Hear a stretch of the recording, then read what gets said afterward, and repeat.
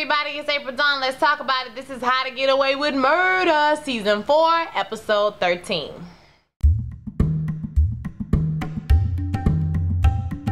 Alright, y'all, this was a good episode. Look, How to Get Away with Murder be having me stressed out, okay? Trying to take all these notes, figure out who is who, put these timelines together, honey.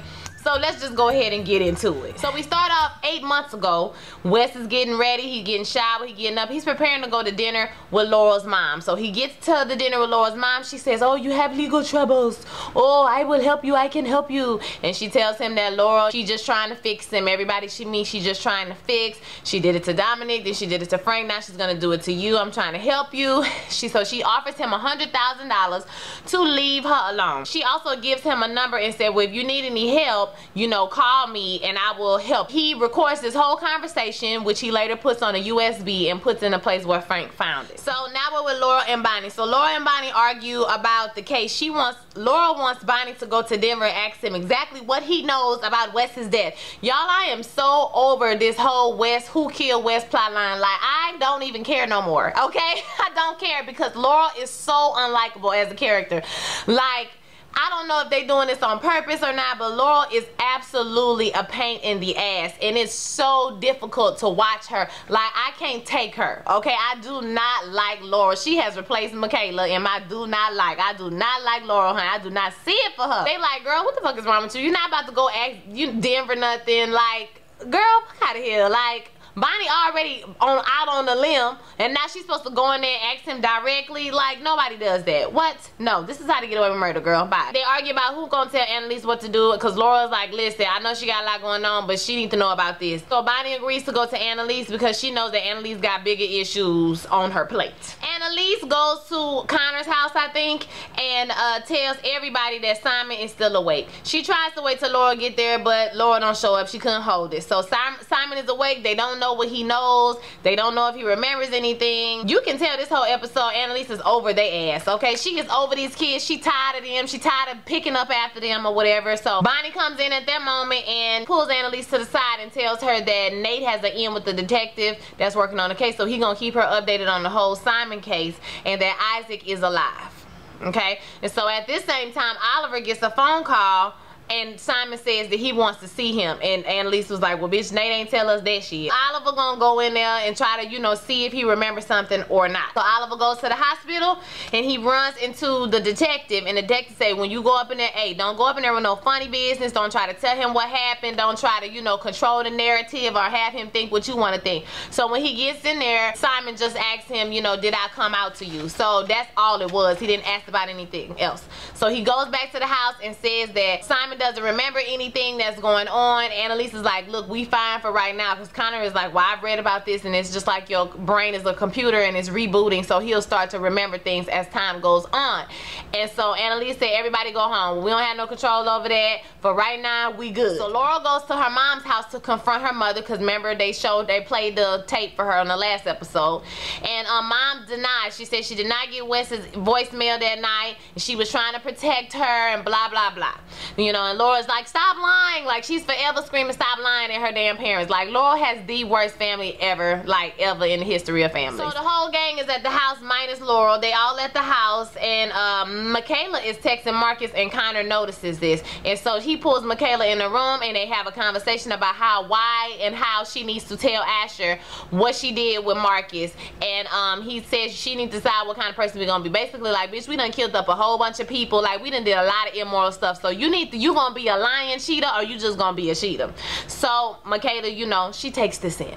At the same time, Michaela gets a call from homegirl detective, and sister girl say, "Baby, it's time for you to come on in for questioning." So now we realize that Simon is remembering what's going on. So Michaela goes down to the police station, and she does her best Annalise Olivia Pope impersonation, honey. She was giving it to him. "You doing this, you doing that, blah blah blah," and you know, basically, "Bitch, I'm about to go, okay? Do I need to call my lawyer, or I just need to let you know that this conversation is over with?" So she low-key punked that lady. She punked her. She did that. So Michaela goes back, you know, and they all trying to figure out the next game plan. They all decide that Oliver needs to go back into the hospital. He needs to convince Simon that he needs to hire Annalise to be his lawyer, because the objective is to control Simon at this point. Oliver visits the hospital. Annalise is with him this time. So he goes into the room and he tells Connor that, you know, I really like you or whatever, but I feel like you need to get a lawyer. So when they come out, Annalise is waiting outside in the hallway. She asks about Isaac, and they tell him that, you know, what room Isaac is in, and they give her, and she gives her name. I feel like that's gonna come back up later on. And basically he tells her, basically he comes out the room and tells her that Connor already has a lawyer, and guess who the lawyer is? It's damn Tegan. I was like, come on, Steen! So Steen come on, and I ain't gonna lie, Steen was looking real shook. She was looking real scared. Like, she had a thin veil of, you know, bitch, I'm gonna read you down, but it wasn't really, it was real see-through. I was like, girl, that read was a little thin, girl, and shaky. You had a little shake on the back of your voice. So Annalise punk her, you know, and tell her, you trying to protect Jorge. You know, I know what you trying to do. I can't believe you satisfied with this conflict of interest. And, you know, she tell Annalise, bitch, go home and lay down, girl. You look tired, okay? You look tired, bitch. You is tired. But that was thin. You can tell. That was a little thin. She was a little shaky on that. So Laurel is remembering that the last day she saw Wes, they had a fight, and it was a fight about Frank and about them, you know, her saving him or whatever. So Laurel goes to Frank and she asked him why didn't Wes tell her about when he met with her mom. And he said, well, I mean, you didn't tell Wes when you slept together, so you know. And she kind of got upset about that. At the same time, he gets an alert on his phone about Bonnie's car. You remember he put all the stuff on her car, so he goes to check out Bonnie's car. He says nothing is wrong with Bonnie's car, it's all good, everything is good. Bonnie is tripping, you know, she like super paranoid about what's going on, and they're deciding that now they need to go ahead and tell Annalise about all this West mama, all of this stuff. And she said, you gonna tell it, so Frank gonna have to tell it. So Annalise finally makes her way to Isaac's room. She just looks at him, but he sees her when she tries to tip away, and she goes in there. When she goes into the room, he talks about how he's excited about her case, and he's read about it, and he's so excited for her. And then he starts to tell her that, you know, it's not her fault. She did not do this to him. You know, he gave up. He wanted to die. That's why he overdosed. And, you know, she is strong. Whenever life knocked her down, she always choose life. And she's like, I'm a drunk. You don't have to make me feel better. You know, all these different things. But I think he was just, you know, letting her be at peace to know that you didn't do this to me. Because I'm going to tell you right now, I ain't never think Annalise was responsible for it. Yeah, she put him in a bad situation. Yeah, they did bring up Stella. But if his wife knows and all of that stuff, that means that's something that's on with him. He feel guilty about whatever happened with him and his daughter. And so, you know, he chose to go and do drugs.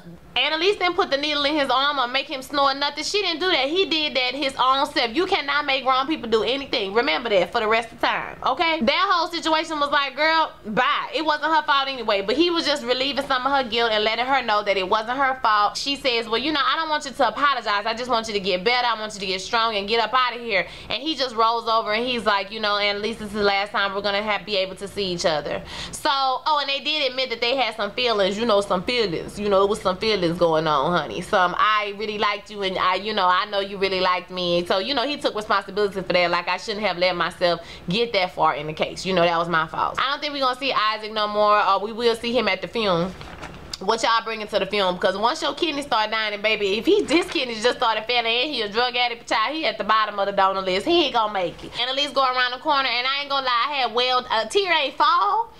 Okay, but my eyes had welled up a little bit. You know, they had welled up a little bit. But right when she about to express a bit of emotion, you know Annalise ain't got time for emotions. Nate calls her and tells her that Simon remembered that Laura was at the party, and he's planning on giving a statement to the police tonight or tomorrow. So Michaela goes to get Asher because she went to go see Laura to talk about, you know, telling him about what happened with her and Marcus. And so she said, you know, basically like, bitch, you need to go tell him. And Laura's like, I'm not the best person to ask for advice, girl. I be cheating on everybody. Okay, so she goes to get Asher, and basically Asher has already figured out that she slept with Marcus. He was there earlier with Connor and Oliver, and they didn't tell him, but you know, he figured it out his own self. So he's sitting up there looking like his whole world is shattered. I was like, boy, I feel so bad for him. So she's trying to explain herself, and he's like, no, you just shattered my heart. I knew it. You think I didn't know as soon as I saw you two together? I knew that he's the epitome of everything you want, and I can't believe you would do this to me. I made myself, you know, stop myself from thinking that way because I told myself I was being small. You would never cheat on me because you loved me. And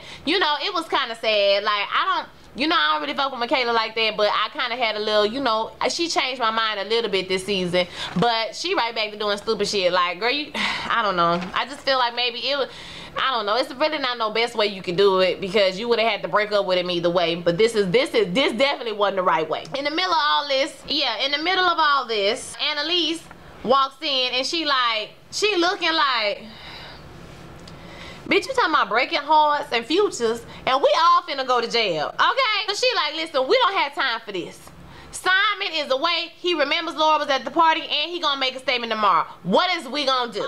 During this time, she has called Laura and told Laura, do not talk to the police. Don't answer your phone. Frank is on his way to come and get you right now. Do not speak to the police. So they all decide that Oliver got to go back into the hospital, and the plan is that Michaela is going to distract Tegan. What happens is Oliver goes to the hospital. He goes in there with Simon, and Simon was like, y'all was doing something wrong. I'm about to tell on your ass. And so he was like, well, I'm trying to help you. He put the phone to his ear, and Annalise tells him, look, you can get a visa for being a whistleblower. All you got to do is say you got the files, because nobody's going to believe you, especially when you got files on your computer that said you was doing X, Y, and Z. Cancel the statement, and don't talk to the police.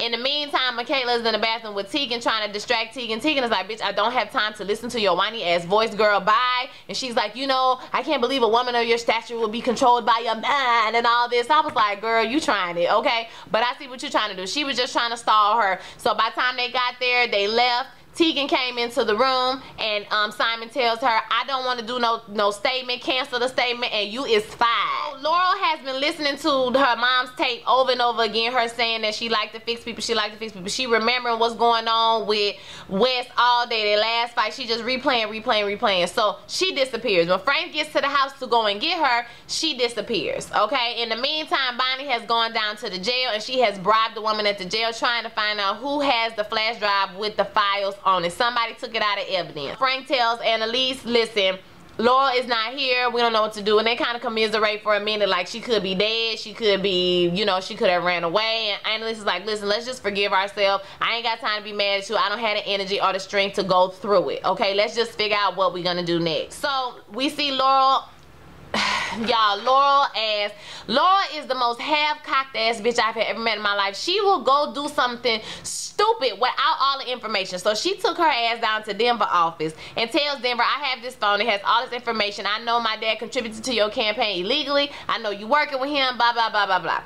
And she's like, I'll give you the information, but I need one thing. He's like, what do you want? I feel like Denver is always saying, what do you want? Like, Denver is a bitch. For somebody who working for the man, like, he always cave when somebody comes to him with threaten him.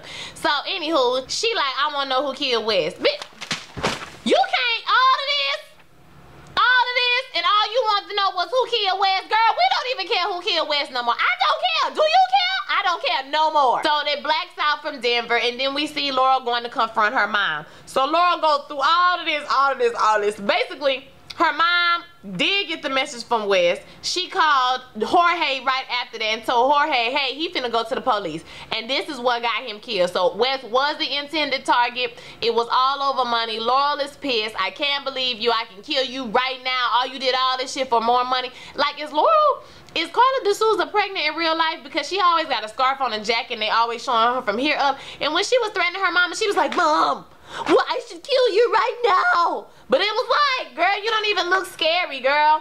So I guess they trying to make us think Laura did something to her mama. I'm not sure. Bonnie is in the car. She's on the way to Annalise, telling her, listen, I found out who got the flash drive. Denver has the flash drive. He's playing both sides. So Denver has the flash drive. He's trying to protect himself, which I can't blame him, child. It's a mess out here in these streets, all right? So while all this stuff is happening with Laura, boom, it happens. And then after that, Nate is with Annalise, or Nate calls Annalise and tells Annalise, hey, there's been an accident. And we go to the accident, and Bonnie car on the side of the road all crushed up, and we see a body getting put into a corner van. And that wasn't no Emma Lamb, okay? That was a corner van. I don't think Bonnie dead. I think that she might be severely injured. I think that she might be brain dead or some shit like that, or in a coma, but I don't think she's dead. Now, I could be wrong, but I don't think Bonnie is dead. I think something's really wrong with her, and I think somebody else is probably dead. So, but I guess we'll find that out next week, what happened. So all in all, compared to last week's boom episode, it was kind of like, but it was still good. Like I said, the Wes storyline is played out. I don't care who killed Wes. I'm pretty sure most of us don't care who killed Wes. We just don't want to know about this Simon situation.